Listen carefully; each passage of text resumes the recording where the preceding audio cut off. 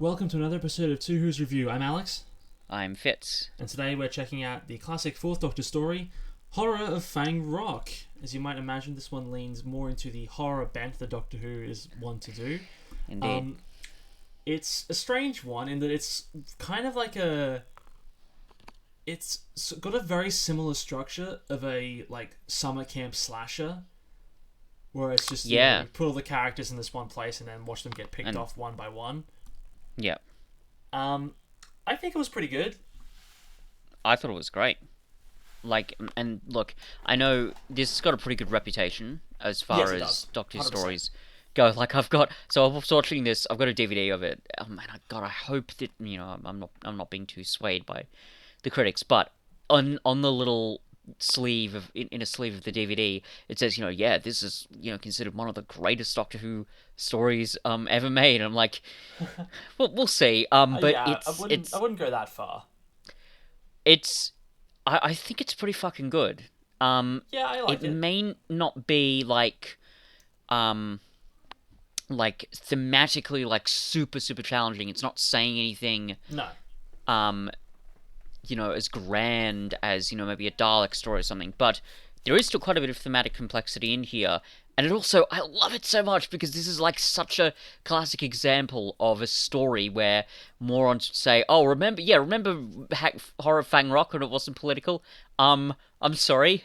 Did you not see how human greed and capitalistic greed are framed in the story? Did you not see the bit where the main villain says, 'I'm a businessman. How could there be anything wrong?'"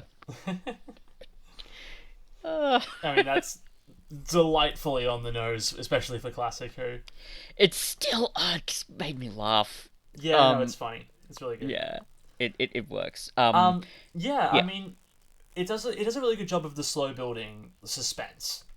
That's, I think, what this episode excels. Yeah, at, it puts our characters on this uneasy atmosphere, this fog laden lighthouse, rocky island.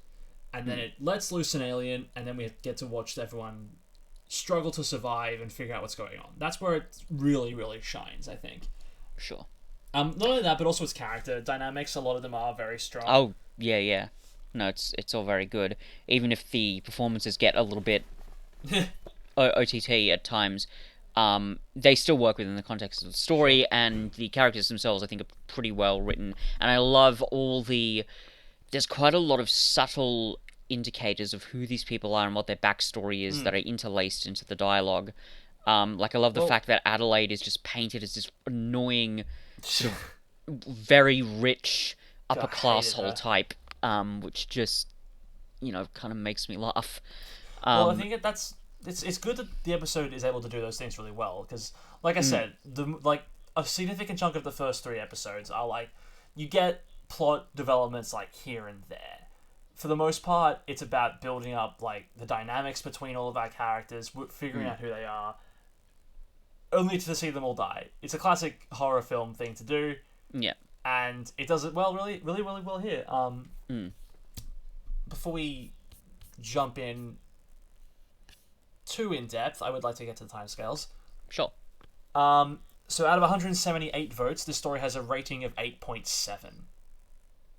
Yeah, that's about right for me. I agree as well. It's one of those things where it's it's about as good as a story like this could have been, given that it's not trying to be overly. It doesn't have any huge emotional depths for any of our main characters.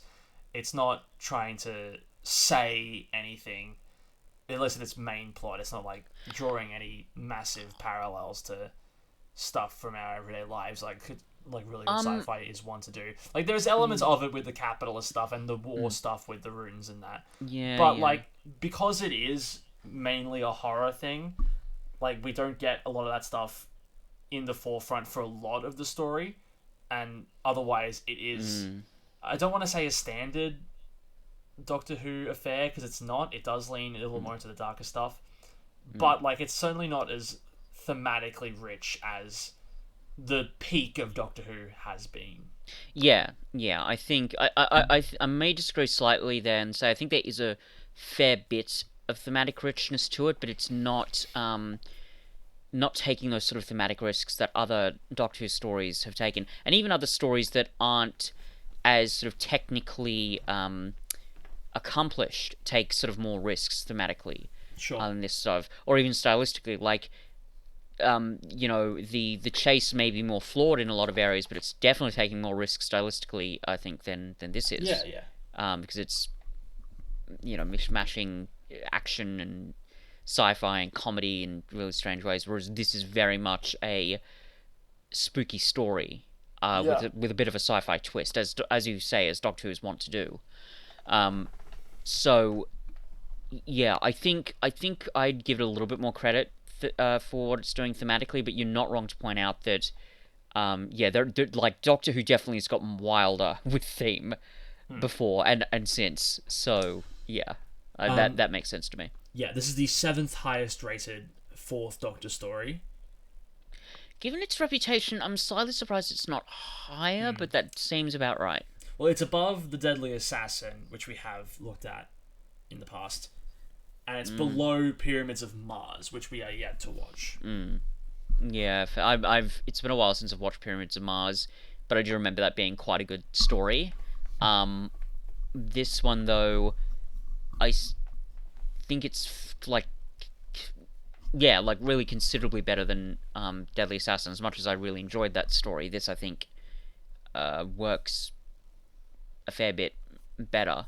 Again, Sure. even with the knowledge that Deadly Assassin took more risks with the freaky dream sequences, regardless of how well or not it fit into the rest of the narrative. You can tell they're doing something super wacky. Whereas here, while they are taking some stylistic risks with the genre mashups, the story is, again, as you say, don't know if I'd say conventional, but fairly straightforward. Yeah. Right? Well, to that effect, it has an 8.4 for plot. I think I might go higher. And look, it might just be because, and this is an element with the reputation that it has, it might just be because a lot of, especially classic Who plots, aren't amazing. There's a lot of... Sure. Yeah, like, the plots... Look, I love classic Who, right? But one of the things that I think... Revival Who tried to improve on was the fact that the plots aren't always as tight as they could be. And we've already seen this. We've seen this in Invasion of the Dinosaurs. As much as we love that story, you and Sam were not wrong to point out that episode 5 kind of lulls a little bit. Yeah. The chase, it's a wonderful story and I love it. And I think, as you said, you couldn't have that story without any episodes in the narrative in it. But like plot-wise, it's kind of all over the place. Same with others, like especially in the first season. I think even Sam has said like the Daleks, the story that did not need to be 6 episodes long. Like that it was a slog to get through. So, sure. No, every episode feels important in this one. Yes, and I feel like every element in the plot too, like some little bits, like when the telegram Morse code thing gets knocked out. I think I wondered, why are they doing that? But then it turns out, that's why, because they're now trapped on the island and they literally have no way of contacting anybody. Yeah. And it all fits in even thematically with the characters, because it's that human greed that drives them to these sort of desperate points, which leads to everybody's deaths. Even the end where Skinsale dies, he dies because he thinks, there's some diamonds down there. Yeah. What if I, and I found that very thematically very satisfying, albeit grim. So, sure. Yeah. 8.6 for acting. I think largely I agree with that. Like there are one or two performances that I think are a bit off. I'm curious. Which ones are those? I think I may know who you mean, but I'll ask anyway. You there? Yeah, I'm just trying to get their names up. Okay. I think Ben's role is small, but I think he is kind of like I don't think he's at the same like level as like Vince's actor and Ruben's actors are, but also I think Adelaide at times is a bit much. Oh, look. And it comes with the character. It is. She's very... I'll tell you what she reminds me of. She's like a secondary female character in a Gilbert and Sullivan musical. Yeah, exactly. And it has that, both with the performance and the writing, she carries that sort of histrionics with it. I don't mind because I find it very funny, and it's a nice little sort of class critique, especially when sort of she's Sure. compared with Leela. It just is. I really, really enjoy those moments, but I can understand why, especially when she's getting really. Look, to be fair, understandably upset because everybody's dying around her. Like, but Well, yeah. in those moments, if that takes you out of the illusion a little bit, I can understand that. 8 for effects. It's not bad, No, honestly, it's especially not very terrible at all. A lot of the for classic Who. Yeah, I mean, a lot of the bigger stuff is done reasonably well. I think Yeah. when the Rutan is exposed and it's sort of slowly shambling up the steps, that's the only moment where I'm like, okay, you're kind of showing your age here. I didn't mind it too much, and I have to say the bit where after they've blown up the gunpowder, we see the slime sort of retreating down the stairs. I thought that was handled pretty well, No, given they were. that bit's really fun. But when it's meant to be like, uh, you know, when it's meant to be chasing these people and it's like traveling at the rate of 15 seconds per step, it does remove somewhat of the fear factor from it. I guess. I think by that point the doctor had pointed out that they really couldn't get really anywhere close to it because it could kill them, and it had already used its tentacles to electrify other people. So the threat is there, but certainly in terms of an image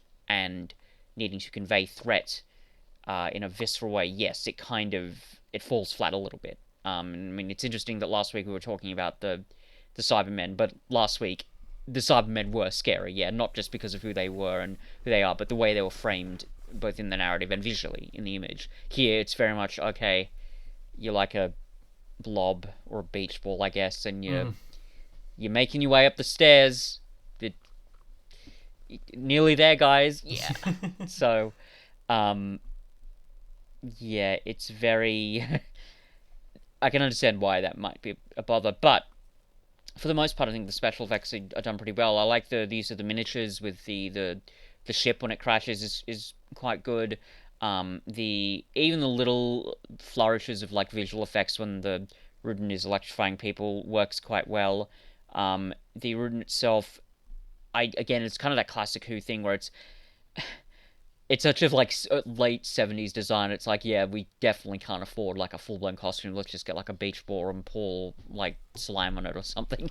But it's kind of fun for a Doctor Who story. It's that stylized quality that oh, these guys are part of an empire. Interesting. These things are competition for the Sontarans. Yeah. So yeah, I think generally speaking, the effects aren't too bad, and the way the story is constructed, it knows that it can't afford to show its budget too much, so it keeps these special effects to a minimum.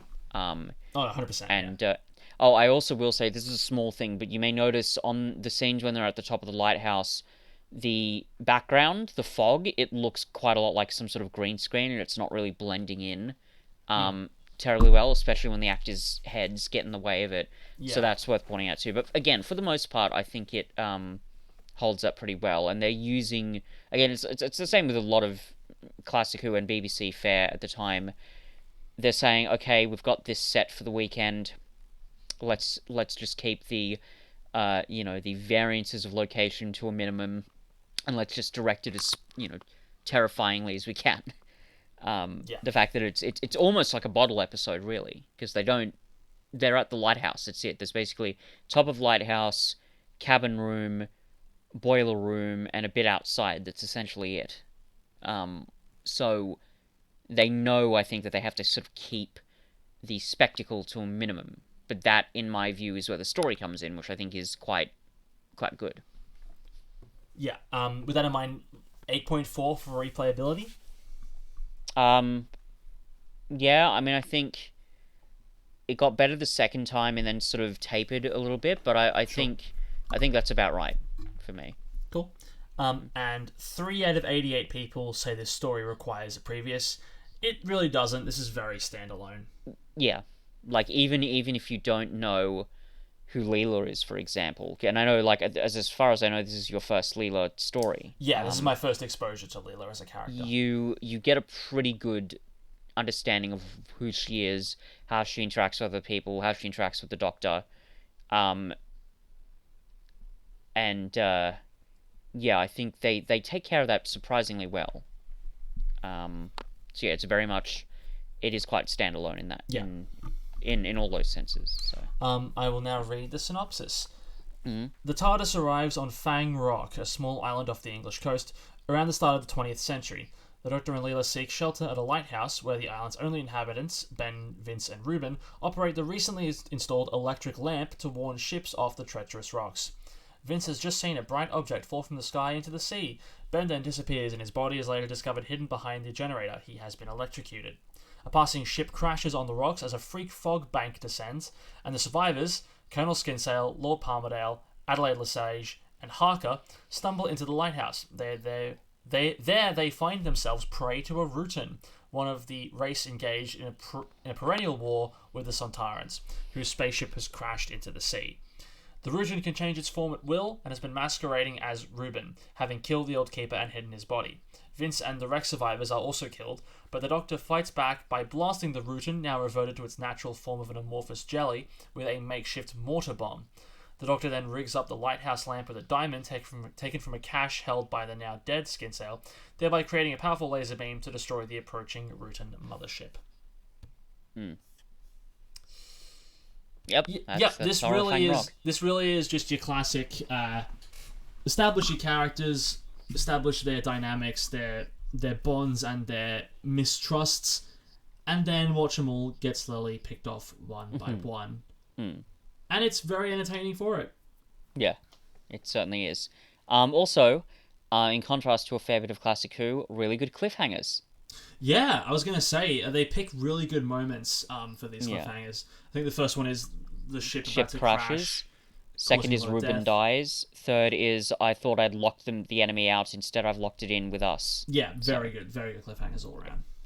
Very suspenseful. But again, you can kind of see they're playing up the horror element. There's almost like a Charles Dickens quality to it. Like, 'cause the way he structured his chapters in his books, they would often end on cliffhangers because when he was writing Oliver Twist, for example, it was published as like a serial where you'd get a new chapter every week, almost like a comic book. So, yeah, it's got a nice, for me, I think, really nice pacing to it.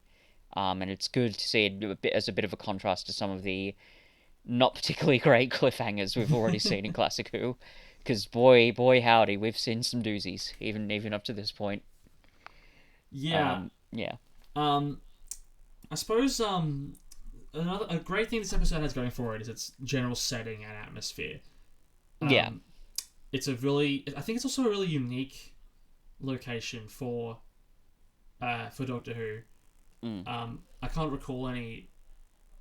Well, it's also a very it's an isolated setting. It's got a smallish cast, especially for Classic Who. There's only about there's how many 9 people in the cast total. It feels kind of like Midnight in that regard, where it's one setting, small cast, one creature. I'll be interested to see what I think of Midnight because I've only watched it. I may have watched it a couple of times, but I've always thought of it as one of these sort of very forgettable episodes. But then I think I've also heard it's like an underrated gem. Midnight's incredible.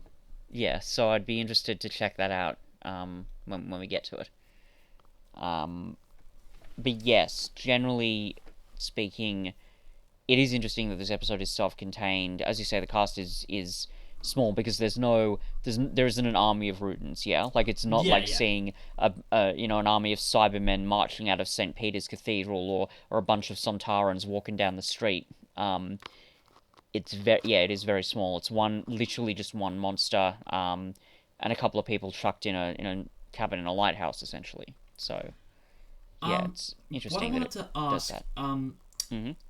We must have heard of the Rutans before this episode. Had we seen them, or is this their first appearance? No, I'm pretty sure this is their first, and I think we've heard of them before. I think were they mentioned in the Sontaran experiment? I've got a feeling they were. Maybe I don't remember. Maybe wrong. I think may have been mentioned before though, and the way the Doctor talks about them, it sounds like something that's been brought up before. Yeah. I mean, I know that like that happens a lot with Doctor Who, where it's like, oh yes, here's this species I encountered all those years ago, and I know in a lot of those examples, like the Doctor literally has never mentioned them once, but we can assume Yeah. the Yeah. Doctor and all their travels have probably come across them. Exactly. Yeah. So I don't know for sure if they've been mentioned, but it wouldn't surprise me. But I'm pretty, yeah, no, I know. Like, yeah, we've never confronted the Rutans before. Well, they're mentioned in Revival Who once, and it's in the first Sontaran story of the Revival, where the Doctor mentions the Sontaran Rutan War still happening. Apart from that, I also remember a while back I was watching gameplay of one of the old 11th Doctor Who video games. I think it's called the Gunpowder Plot, and that is a Sontaran Rutan War story set in the Guy Fawkes thing. The Guy Fawkes Night Gunpowder Plot assassination attempt. I think from memory, like I can't remember much of that, what I watched of that, but like they do touch a lot on the combat between the Sontarans and the Rutans and the war still going on. And it's interesting that that's still a central thesis in this episode as well. At least for the intentions of our Rutan antagonist, where the whole purpose of the Rutan invasion of Earth is to create sort of a what is effectively an aircraft carrier for the Rutans, in a weird way, where it's like we're going to use Earth to springboard the rest of our invasion. We don't care if humanity goes along with us or not. It's just interesting that we don't know really a lot about Rutans and their civilization beyond this one conflict they have with the Sontarans. Yeah, I mean, maybe it's just because they're designed. Maybe they know. Yeah, we hopefully won't be making this like a recurring villain, because it's basically what could you do with them? A ranty version of the Blob, and it's like it's the monster itself is not too bad, and I like the the conversations it has with the Doctor, but I think you can kind of tell, this is meant to be like a standalone villain. Because again, it's just like, what could you do with them on their own? I mean, unless you wanted to do almost like a Dalek thing, where you put them inside like a suit or something and have them these little green blobs inside glass cases or something. But I mean, we'll have to wait and see how that works. Yeah, so, like I said, a huge bulk of this episode is built around our supporting cast.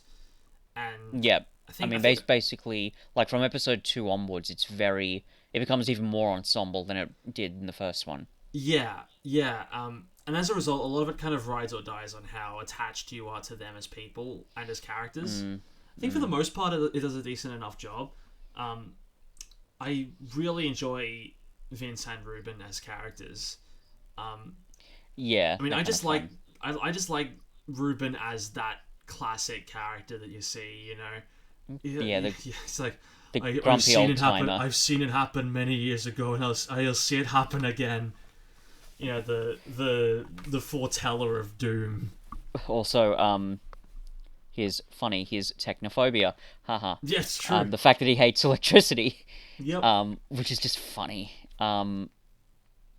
He's very much, and like they don't do anything like super like twisty or anything with his archetype, but no. Yes, he's very much the old wise man of the group, saying there's something in the wind.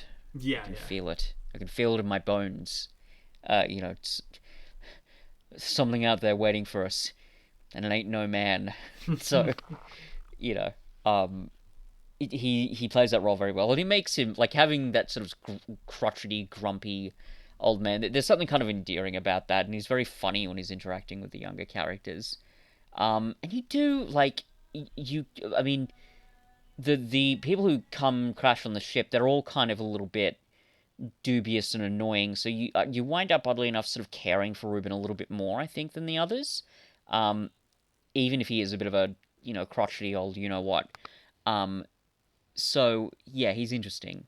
And he really helps, I think, set the tone. Like it's one of those things where I really couldn't imagine this story without Ruben. I just couldn't. Um, Even like maybe practically you could have done without him to like get the plot along, but I couldn't imagine it without him. He just helps set the scene so much. But I also really enjoy Vince as a character. He's just like he's so incredibly likable. Yeah, he's kind of sweet. He has a, I don't know how to phrase this. He's just really endearing, I think. Yeah, it. I was genuinely upset when he died because, like, for me, he was like really the only character who like wasn't flawed in any like Yeah. reasons to be killable, reasons to be Yeah. killed way. Like with the Colonel at the end, like it's his greed that gets him. Yeah. But like Vince was just kind of like, yeah, he does sort of accept a bribe at some point, but then he goes back and burns it later. Yeah. But also, I think Vince was like one of the only people who was reacting to death in the entire situation in like a sensitive and believable way. Like Adelaide was certainly believable. She was, you know, Upset. very distraught by all the death. But I didn't feel like anyone else in the situation was really that affected by really any of the death, and that goes for our main characters as well. Maybe Yes. maybe that's just because like there's a lot that they're having to like figure out, but it doesn't really feel like they're like treating any of the character deaths that come with any kind of like, well, no, there's some compassion and empathy, but not from what we'd come to expect from the Doctor. It it's interesting. Like with some of the other side characters, there is enough contextual clues, I think, to support those reactions, because you got Skinsale, who's kind of a old grizzled former army guy, so he's probably seen death a fair bit. You got Palmerdale, who's just a little shit, Yeah. running around doing his shitty thing, so he clearly doesn't care about anybody else but himself. Yeah. You've got the other guy who was the captain of, no, was it the captain of the ship? The other guy who's with them, Harker, that right? Palmerdale first tries to bribe, and he, I mean, yeah, maybe he could have had more of a reaction to it all. It doesn't bother me terribly, but it's worth pointing out. But as for our main characters, it kind of makes sense for both of them to not be too bothered by this, because they've both likely seen quite a lot of death. But it makes slightly less sense for the Doctor to be less compassionate than Leela is in these situations. The Doctor's just kind of laughing it off. Well, yeah, I mean, especially for the Doctor, like, because when you see the Doctor not really treating death the way he often has, it makes it difficult to feel much sorrow for these characters as they're dying. Like, many of them are flawed and bad people, but they're still people. Yeah. And I think a huge part of this comes down to my main issue with the story as a whole, Sure. and that's how rushed the final episode is. There's a lot going on. Yeah. It's like to the point where it's like the villain reveal happens about a third of the way through the story, and then another 5 or 10 minutes later is when we introduce this threat of the oncoming Rutan war vessel that we've also got to deal with. Yeah. And all the while there's still a couple of other characters running around in the mix, and we don't really resolve exactly what Palmerdale was trying to do, but we could just sort of chalk it up to general capitalist stuff. Greed and shit, yeah. Yeah, exactly. Like, I would have expected, like, the main villain reveal to come, like, right at the end of episode 3. That way we can have time to properly build up the motivation behind the Rutan to doing what they're doing. Yeah. In this version of the story, it is really just kind of rushed through and rushed past, which I get. Like, your main focus of the story is this serial killer thing happening on a secluded island. That's where you want the bulk of your focus to be. And the minute you turn it into a sci-fi story, you kind of lose some element of that, which again is something I did feel in episode 4 as well, where like as soon as the Rutan was revealed, quite a lot of the really cool and tense atmosphere was kind of gone. I don't know if that was specifically because of the fact that it was now a sci-fi story, or because of the creature's design, or I don't know what it was, but I do feel like the first 3 episodes are a lot better than the 4th, in my opinion. And I think the 4th, it's not bad, but it's not quite the strong ending that I was hoping it to be. Yeah. Yeah, I do kind of get that. I still do enjoy the 4th episode, but yeah, you're not wrong to point out that the narrative is a little bit rushed. As you said, there's a lot going on, and the curious thing is it almost feels like, because the ending, like the climax, that bit actually goes for a fairly long time. I was always surprised because I've watched the story a couple of times now, like, from when they're trying to decide how to get rid of the Rutan to when they decide to get rid of the ship, all the way to the end, that goes for a surprisingly long time, and it's almost like they had to get rid of all the other characters to sort of get them out of the way, just so they could get to this sort of ending conflict. Because there would have just been too many talking heads by that point if they'd left the others alive. And they thought, well, we're already going with the horror motif, so let's just kill them, shall we? So, yeah, it's... Yeah, you're not wrong to point out that it is a little bit rushed. It doesn't bother me. You could, like, that much, like, you could argue, maybe it's just kind of going back to some of Doctor Who's story quirks, that the... I mean, I know I said that this has got a good reputation as a really good plot, but maybe it's not quite as strong, and that's just, I don't know, them trying to take risks and, under pressure, getting this thing to work. For those reasons alone, I find it kind of fascinating that they did do this, because it feels like making the pacing of that last episode as rushed as it is, it feels fairly deliberate, especially with all the characters dying, as they do. Well, yeah, it's evoking the final act of a horror film where it's everyone. After we've established everyone, they'll get picked off one by one. Then you're left with one or two people who live on to tell the tale. Yeah. Or in this case, leave and never discuss it again. Yeah. But yes, it is a bit rushed. And the one thing I will actually say, even on the first time watching this to prepare for the podcast, I noticed, man, that ending is a little bit jarring. What, the poem? No, that fits in perfectly. No, I'm talking about the fact that you've got Leela and Doctor leaving, and they're almost sort of laughing about what they just went through. Yep. And then Leela gets really upset because apparently, in her mind, being blind, that's equivalent to death. That's a whole other topic, but sure. And then the Doctor basically helps her, cure her of her blindness. And then, it's all happy smiles. It's like, oh, the color of your eyes have changed, Leela. That's funny, ha ha ha. But Time also, to go. it's like the idea of this, like, they leave immediately after that, and I'm just thinking, so, what if more ships are on their way? The lighthouse doesn't work anymore. You've left them to crash against the rocks and drain. Yeah, it's not a bad point. Yeah.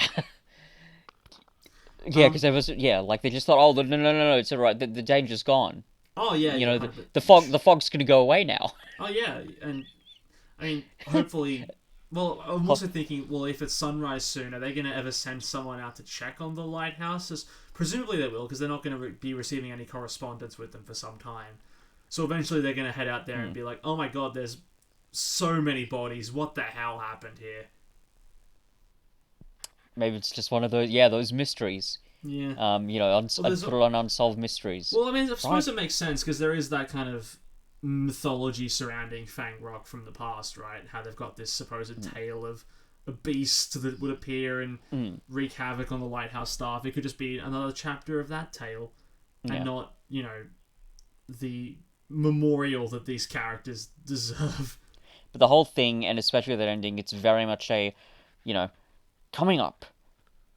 100 years ago, there was a terrifying story. Several dead bodies piled up in an old lighthouse. Is the monster of Fang Rock really real? You decide on Unsolved Mysteries. True, yeah. It's like you could just imagine Robert Stack just narrating something like that. But again, the fact that they just, as you say, they just leave a bunch of dead bodies in the lighthouse, and they don't. It's almost the kind of thing where you can imagine like a revisit, like I can see an episode in the future called "Return to Fang Rock," and it's like. It's a similar kind of story on this lighthouse where there's all this history, but it's like a different kind of threat. it's the classic thing that horror movies can do, and especially monster movies love to do, where it's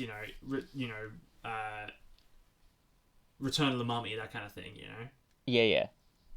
Oh, yeah, no, absolutely. Like, sequel after sequel. Yeah, no, that Yeah. makes sense. Return to Fang Rock, you could easily... Like, even if they did that in a Doctor Who story, or even in a Big Finish story, that wouldn't surprise me at No, all. not at all. And In it would fact, I'm kind of... actually It could work, really theoretically. consider making a note of that for when we do our second season. Oh, yes, Yes, yes, yes. That's that'd be pretty neat. I'll write that down, actually. But yeah, it's very... As you said, that ending, the last third, particularly, I think of that episode 4 is a bit rushed, and for me even, yeah, that end, the very ending was very jarring, because it's like, yeah, what are people going to think when they just show up to this rock and find bodies in various states of, I don't know, decomposition, I guess? Like, I guess. How are they going to explain that? But all that aside, apart from like the last 10 minutes, it's otherwise a really strong episode for the Doctor.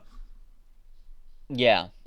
This is a really nice showcase of his ability to take command of a room without like commanding the room. Yeah. I mean, like, there's that one bit where he yells to Adelaide to not go, I think, back up the stairs, but even then, it's mostly with the fact that Leela, I think, is sort of physically threatening her almost at that point. Yeah. And, yeah, it's more, as you say, it's him just using his sort of presence and his brazen, bizarre behavior to really command the whole scene, which is really cool. Well, even how he wins over Ruben, who had suspicions about him, but then, like, by the end of the first episode, those suspicions are seemingly assuaged, and he's perfectly willing to follow along with him. Yeah. Yeah, yeah, as you said, it's a good turnout for Tom Baker's Doctor, and it reminds me a little bit. I think this was in a video that Davis, the YouTuber, made where he was talking about Tom Baker's performance, and he was actually talking about something that Stephen Moffat said, where he said, and I'm completely butchering this line, but he said something to the effect of, there was always something a little bit unsettling about Tom Baker. Like, even when he was being kind of jolly, there was something odd and strange and unnerving about him. And it's kind of true here. Like, the fact that he's got this sort of faux happy-go-lucky streak, even at the most dire moments, where he says, "Gentlemen, I want to tell you all that there's something in here trying to kill us, and by morning we might all be dead." It's just... Again, it works, because that's just who Tom Baker's Doctor is, but it is quite jarring in its own way, and it adds in a way sort of to the mystery of his character, and it sort of adds that unpredictability is, I think, what helps the Doctor sort of tap into that commanding quality of themselves. So that's pretty neat. And you mentioned earlier that this is my first exposure to Leela. Yes. Really good first impression. I'm really enjoying this character so far.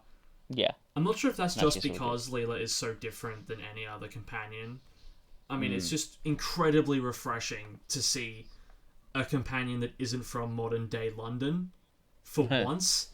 Yeah. And also, like, normally when we get a companion that isn't from modern day London, they're normally like from the future or in some way more intelligent, like whether it's Romana as like a fellow Time Lord, or someone like Adric or Nissa, who are like, centuries in the future, advanced in technologies make them way more intelligent than modern day people. It's a really great idea to see someone from the other end of the spectrum, someone from the past, on the TARDIS, because you just get like that different worldview that I think you need to have sometimes in Doctor Who to shake things up a bit. Just the fact that in every situation she's equating it to how she would handle it with her, like, I'm going to say tribe, I don't know her origins. Well, that's the thing. She's not from the past. She's from a distant planet where her whole society is a tribalist society. Effectively. Yeah. But yes, no, there's similar elements, excuse me. Yeah, no, approaching every situation with how do we kill this thing. Yeah. And and that the watching even that element, sort of the violence and the tension that creates, is interesting because there's a bit in the her introductory story, The Face of Evil, which from memory is a pretty good one, where the doctor and her are being chased by somebody, and she just stabs him in the back, like, and he's just dead. And the doctor says to her, um, "I don't know why you would do that. Who authorized you to slaughter people?"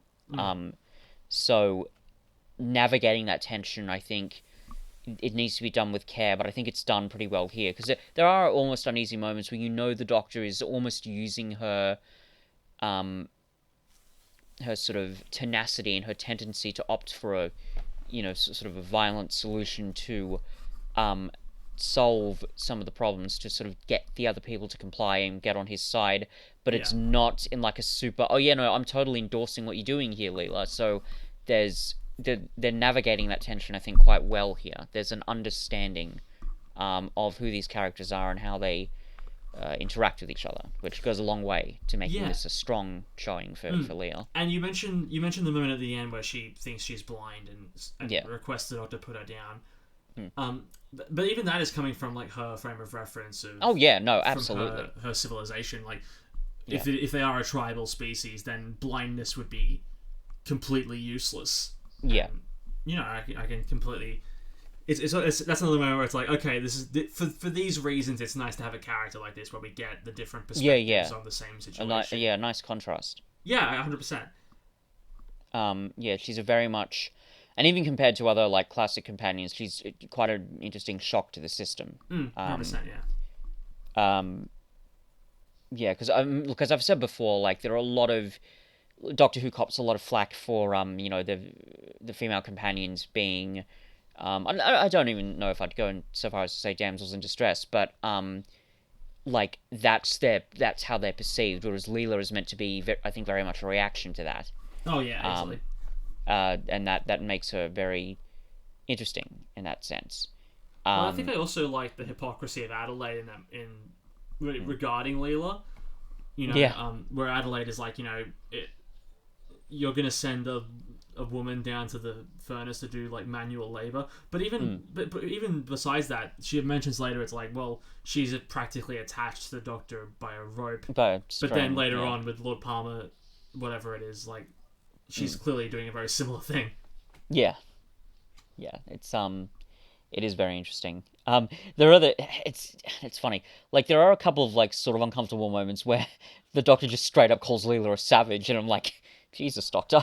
Yeah, I know. But even that, it kind of gets sort of resolved because Leela is the one who sort of comes up with the idea to how to sort out the problem, and then you see, more importantly, the Doctor sort of completing that story arc when he says, "Leela, that's a beautiful notion." So it kind of works, and it also just speaks to the fact that these two characters, you get the feeling that they have a history, which Yeah. is really, really, I think, works in the episode's favor. Oh, Um, 100%. Yeah. yeah, so I think for both characters are very good, but I think in a way it's probably, yeah, maybe even like a better Leela story than it is a Doctor story, if that makes sense. Well, it's certainly a strong enough Leela story that it really bumped her up towards the top of my companion list Yeah, after fair. like one showing. And Yeah, again, I'm not sure if that's just that's because fair. it is such a fresh example of a companion, and I'm just so used to seeing character from our era steps on the TARDIS, and they're normally from somewhere in London. I mean, it kind of it makes sense if you want the companion to be an audience surrogate, where you got to Yeah, make them sure. as close to us as possible. But as long as that character is fish out of water enough that they still function in the companion role, it shouldn't matter where they're from. Yeah, yeah. No, that makes sense. Um, And the advantage of having it be someone outside of, our society is that they can then react to our society with the same way that a regular companion will react to their first alien world. It's a small moment, but it's in Voyage of the Damned with the Titanic, the space Titanic. Kylie Minogue's character is teleported to Earth very, very briefly, and she's reacting to everything with such wonder, even though it's a dingy, empty, dimly lit street. but she's just so amazed by it all. It's a really, really nice moment in that episode, which is otherwise hit or miss. Yeah, I've heard that Voyage of the Damned is a bit... It's all over the place. Yeah. Anyway, we'll get to that eventually. Yeah. But, yes, one is, yeah, strong turnout for Leela. She's... Yeah, I think... I think she's a fan favorite, and she's just got that sort of quality, that sort of adventurous and also sort of no nonsense quality to her, which makes it very interesting. Yeah. And I just, oh god, it's kind of fucked up, but I love the line where she just goes, "You will do as the doctor instructs, or I will cut out your heart." Yeah, no, that's fantastic. Like, it just, it's that is an example of a companion following the Doctor's lead without just following the Doctor. Yes. I've criticized Rose in the past for being nothing but a let's do what the Doctor says character. But Leela here, she has her own agency. Like, we see her venturing out into the fog against the Doctor's wishes to investigate. But when she's out of her depth, she knows she's good at corralling other people to listen to the Doctor, which I think is the difference between that and Rose just blindly going, I can't do anything, but the Doctor can. It's like, yeah, like she's doing, I'm going to do what the Doctor says, but I'm going to do it my way. Exactly. That's 100% it, yeah. Yeah. And she does just have this really good, interesting personality, and a very consistent one. And it's useful because it puts her into conflict with a lot of other characters, the Doctor included, but it works so well that she is in, sort of the Gaslight era of, old, almost, because it's basically... I think this is set literally the year after Queen Victoria died, so the characters are basically Victorian-era characters. You couldn't have asked for a better setting to put Leela in, because she's so in conflict with, the fuddy-duddy quality of all these characters. Adelaide in particular, I mean, she gets pretty cruel when it comes to Adelaide, but, like, having that contrast is useful, and I don't want to relentlessly criticize Adelaide that much, because, like, she's in a really fucked up situation, and obviously like the way that she's reacting, maybe it's annoying, but it's understandable. But I just found it to be so kind of annoying in a fun way, in a way that made her a character more interesting. But, like, well, she's written to be annoying, which I think is the difference between that and a character who is, like, obliviously annoying. Like the one bit where I think she's talking, and then Leela just rolls her eyes at her. I'm like, yeah, I kind of hate to admit it, but yeah, I totally get where Leela's coming from. And there's that one bit where she talks about, her astrology, and I'm like, Jesus Christ, of course she believes in astrology. Why wouldn't she? Exactly. Again, that's such an upper class whole thing to do. And it's just kind of great.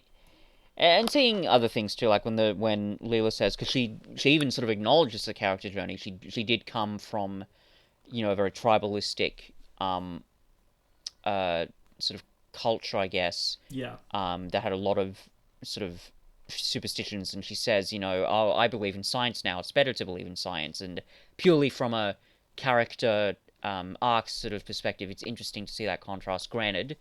That sort of works better if you have it in context with those other stories, but it's still intriguing here nonetheless. Yeah.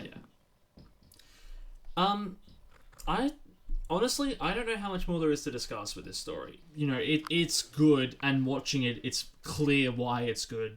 So, there's no real need to really... Well, at least I can't figure out, like, what else to talk about with this, because, again, it is... it is a really, really good episode, and watching it proves why that is. Yeah. I think I kind of agree here. Like, even some of the other stuff, like the, Palmerdale being this, capitalistic pig. Delightfully so, yeah. Yeah, it was really fun watching that, and you're not wrong when you say I'm a businessman. How could there be anything wrong? Is a bit on the nose, but it still works with this character. No, it's that works because it is so on the nose. Yeah, because he's so obnoxious. Yeah, so exactly, funny. exactly. And it is, again, I do like the fact that even in an episode that's not, as we've said, taking massive thematic risks, that it's consistent. Yeah. with it, because it ends with Skin Sail thinking, oh yeah, the diamonds are right there, and that's what his downfall is. Yeah. Well, it's interesting that that is his downfall, though, because I think throughout the whole story, his motivation is I can't let my honor or pride or whatever it is be besmirched. Yeah. But then greed ends up being the thing. Well, I suppose that is kind of thematically appropriate, where it's like his downfall is the very thing he was chastising another character for. Yeah, and I think like because he gets um the diamonds from Palmerdale, because he says, oh yeah, they're his insurance, and Yeah. it's almost like he wants them because it's like he's taking revenge against the man who was trying to destroy his reputation and got him to compromise on his values by engaging in a piece of what's basically insider trading. Yeah, and So then sabotaging the transmitter as well. yeah, there's like a lot of nice little psychological nuances, and they obviously don't explicitly explore them, but they don't have to. No. It's enough that him reaching for those diamonds, it's a nice sort of twist, but like most great twists, it doesn't literally come out of nowhere. There's enough context of characterization to make it really work. Yeah, as soon as he does which is that, really you're good. like, he's dead. Yeah, it's like, and it's very interesting. Like, there's a whole bunch of emotions that you feel, in very quick succession. It's like, oh yeah, the monster's going away. Maybe it's like, oh, but the diamonds are there. Maybe it wouldn't be too bad if he got them. But then it's like, oh wait, no, he's dead. Yeah. He's just gone. Yeah. So I think that all works. I'm going to give some small shout outs here to Yeah. some things. First off is the writer. I'm gonna look this up now just to be sure, but I am pretty certain that it's Gareth Dix, yes, who was the script editor on Doctor Who for years. I've talked about him before. I think we were talking about the Third Doctor, and we were talking about the Time Warrior, and there's a bit where Terrance Dicks just blatantly censored some part of it because he didn't want it in the script, and I've forgotten what his name was, but yes, it was Terrance Dicks. Yeah. And it makes sense because he worked, I think, on the show for quite a while, and that shows in this story because he understands a lot about the show. He definitely understands the characters, and he understands the world, and even, again, thematically, the worldview. It's like, and I know we keep harping on about this, but as I said, fuck it. This really, for me, puts a lie to the idea of, Doctor Who was never political. It's like, well, again, have you watched this story? One of the most highly regarded classic stories written by one of the longest running creative collaborators in the show. I mean, do you want to maybe watch and get back to me, sir, madam, or whoever? Because, engage with the media for once in your goddamn life. yeah, what happened to media literacy, Cuff? What happened to that? Oh, yeah. Yeah, it went woke. That's the big issue.